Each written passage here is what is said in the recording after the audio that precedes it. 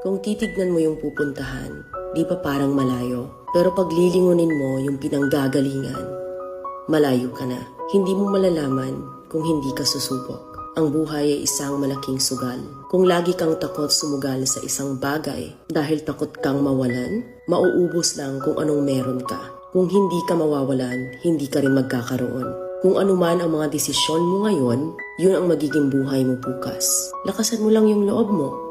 Dahil ang mundong to, aapakan lang ang mga mahihina. Ibangon mo palagi ang sarili mo. Balang araw, magugulat ka na lang na ang layo na pala ng narating mo. Kahit mabagal ang progress, basta may usad at kumikilos ka, okay na yan. Wala tayong magagawa. Ganyan talaga ang proseso ng buhay. Lahat tayo nakakaranas ng hirap. Hindi natin alam kung hanggang kailan tayo dito sa mundo. Kaya mas piliin mo maging mabuting tao. Ang pinakayaman na maituturing natin sa